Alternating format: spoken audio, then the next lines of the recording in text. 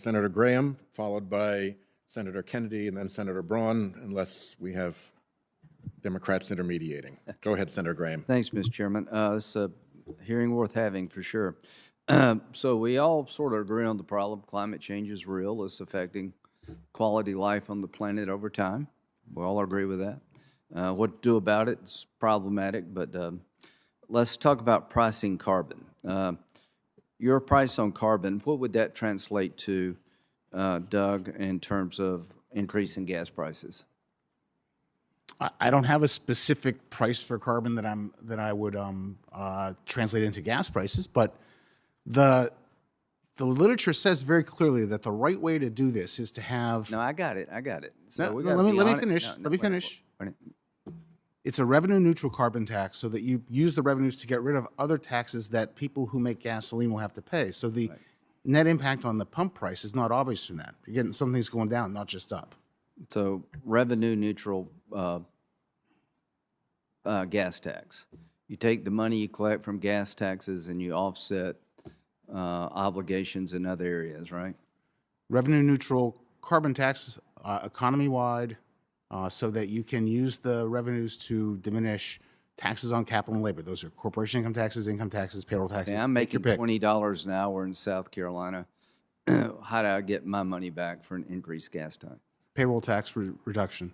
Okay, how does that affect Social Security? The sad reality is it doesn't affect Social Security very much because it's already not going to have enough money, so you better figure that out. Okay. What would you do? Well, Senator, I really liked Senator Wyden's plan that didn't get into the Build Back Better, but he suggested that we have a low carbon tax to begin with, exclude gasoline, and then allow the incentive to rise quickly. And so, there are various ways to address this. I would say that the gasoline is very inelastic, and so you really don't impact very much the amount of pollution by putting on a gasoline tax. I think there's much better ways to address it. How would it affect utility bills, this approach? How would... Yeah, I mean, somebody's got to pay. Carbon's generated through transportation and production of energy itself.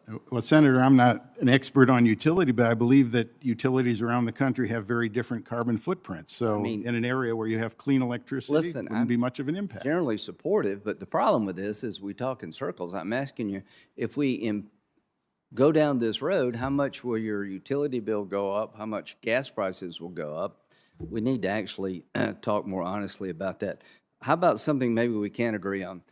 That if we don't get China and India and other big emitters to do better, it doesn't really matter a whole lot what we do here. Do you agree with that, Doug? I do agree with that. Does everybody on the panel agree with that?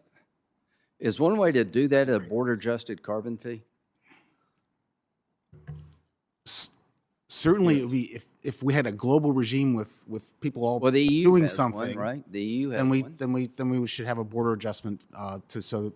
Mr. Lind. Oh, absolutely. Absolutely. Okay. I think it's a great way to go, and I think it's something that both parties can agree on. So let's move forward. So if you're looking at trying to make big polluters like China and India to change their behavior, we do all the things back here at home may drive up prices. When they send products into the country, they're going to pay a pollution fee, for lack of a better term. You agree with that? Oh, yeah, absolutely. We need to measure the incentives globally to reduce emissions. We need to harmonize them, and we need to get them to the appropriate level. So let's work together to do that.